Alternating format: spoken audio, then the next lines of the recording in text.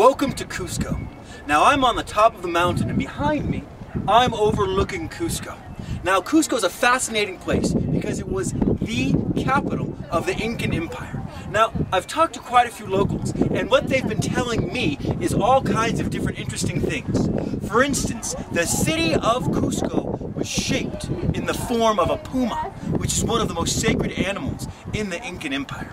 Now if you look right up here behind me, this was said to be the head of the puma. Now the head of the puma is where the military and the spiritual center of the Incan Empire was. Now if you follow me down here, you'll see this cathedral. Now this cathedral is rather small if you pan down, but this is where the first and most important and powerful Inca lived. And this is more the throat of the Inca. Now if you look down and across the city, you'll see the Plaza de Armas. Now the Plaza de Armas was the center of government. It was also the center of the 8 Incas who lived and governed the center of the Incan Empire. Now this is where the entire empire was governed from and was said to be the heart of the puma in the Incan Empire. Now if you look down over here, you can see this road which makes a significant mark right through the city. This was said to be the spine of the Incan Empire. Now the spine of the Incan Empire, if you see, goes from the head all the way down with the heart at its center and goes all the way forward. The rest that's been built is clearly what's been built after the conquering of the Incan Empire. So looking out over this entire city, you can see the head, the heart, the throat, the spine, and the true significance of a city built based on ideals. And this center where we're standing right now is an altar, because what the Spanish did was they tended to build over the top of sacred spots for the Inca. So those cathedrals were actually temples and palaces for the Inca. The cathedral San Cristobal right here was actually built on top of the palace of the head Inca or king of the Quechua, the Incan Empire. So as we look out over the top of the entire Cusco, city of Cusco, we realize that there's significance in the streets, the plazas, and whenever you come to Peru, realize wherever there's a cross, wherever there's a cathedral, that was an Inca holy site. Now as you can see, I'm up at the Cristo Blanco, or the White Christ at the top of the hill.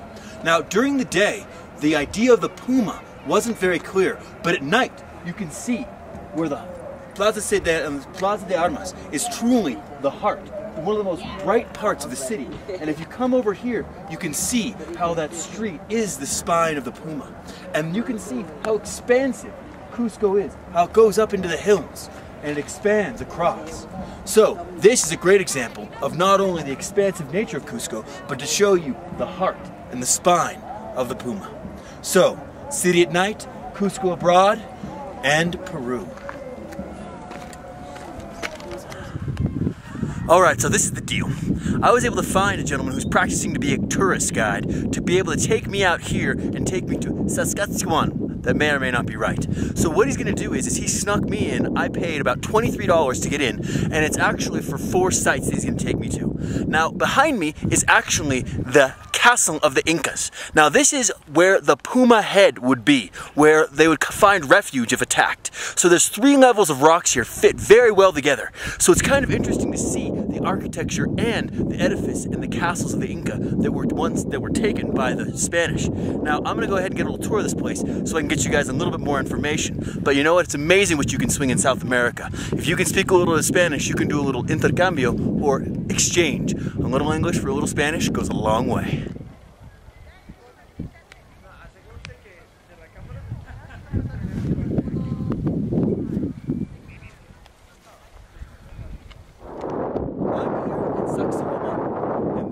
Last stand of the Incas in Cusco. It's the last castle in Cusco. Now, saqsywaman means to have satisfaction. Now, this is the head of the puma as we were talking about. And the satisfaction the puma had were of the Incas when the Spanish killed the Incas at this point when they had taken the rest of Cusco. Now, the representation and significance of this space right here is prominent. You can see the 3 levels behind me. Now the 3 levels behind me are absolutely significant in every way, the way the Incas made it. Now 1, 2, 3 represent the different elements in the Inca mythology.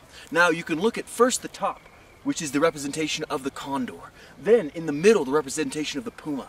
And then finally the representation of the serpent.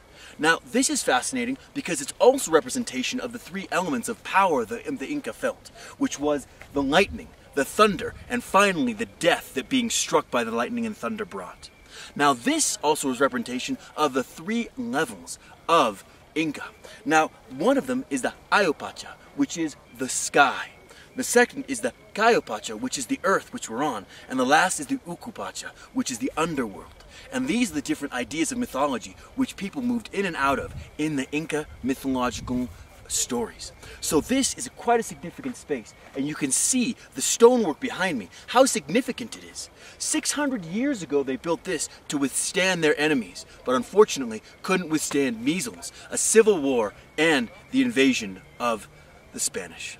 So, looking at the work here, it took a vast amount of power and a little bit of luck. In fact, a lot of luck for the Spanish to be able to take this space. Now take in mind, this wasn't the last stand of the Inca. They actually lasted for another 35 years after this, in another place called Ulcabamba, the last shelter of the Inca. So, let's continue on and find and discover a few more places.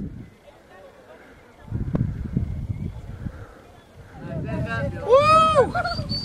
And they also have slides! Ah! Now the Incas were known as famous astronomers. But how do we know that? Well, one of the most significant things is here at Sasyquaman. And that is this giant artificial lake behind me.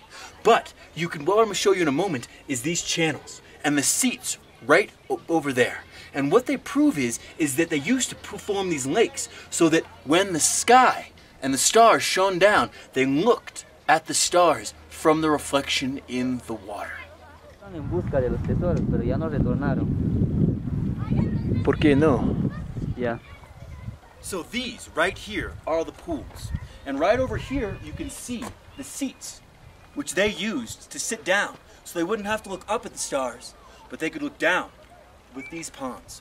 Now these rocks and this artificial lake is absolutely phenomenal in the way they were able to use their technology, their time, and definitely proves that not only were the Incas brilliant, not only were they great architects, but they were astronomers as well, looking at this artificial lake behind me and how they constructed it. And coincidentally, you can see 3 levels once again.